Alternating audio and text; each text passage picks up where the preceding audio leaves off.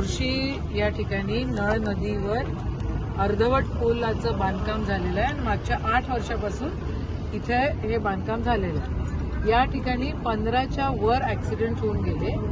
मला कल्पना नव्हती, पण हे पोरं सगळे अतिशय तत्पर आहे।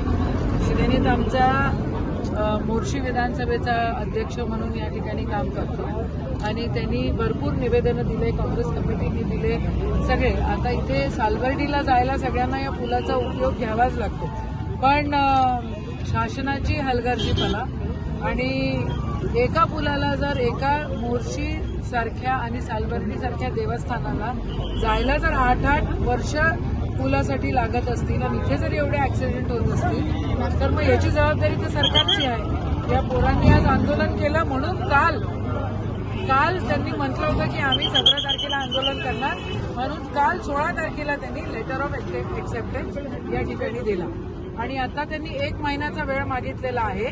बँक गॅरंटीसाठी त्यांना 1 महिन्याचा वेळ लागतोय। कॉन्ट्रॅक्टर त्यांचा फिक्स झालेला आहे। आमची सर्वांची एकच मागणी आहे की सालबर्डीला जाताना जनसामान्यांना त्रास होता कामा नये। श्रीनीत आणि श्रीनीतच्या नेतृत्वामध्ये आज या ठिकाणी काँग्रेस कमिटीने आंदोलन केलं, त्याचं खरोखर कौतुक केलं पाहिजे।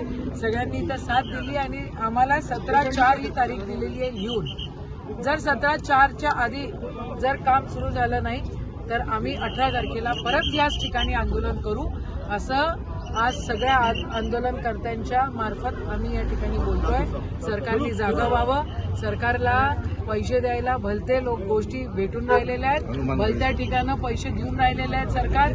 मुख्यमंत्र्यांचं अजिबात लक्ष नाहीये, आजोळा आहे म्हणते रे वा, पण त्यांचं या अमरावतीमध्ये लक्ष नाही, त्यांचं फक्त नागपुरात लक्ष आहे।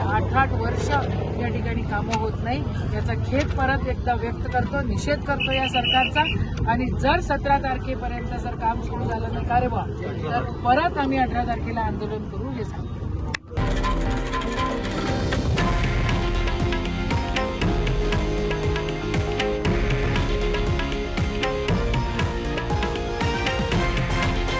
हे आहे देशातील नंबर 1 न्यूज नेटवर्क आणि आपण पाहत आहात TV9 मराठी, एकमेव।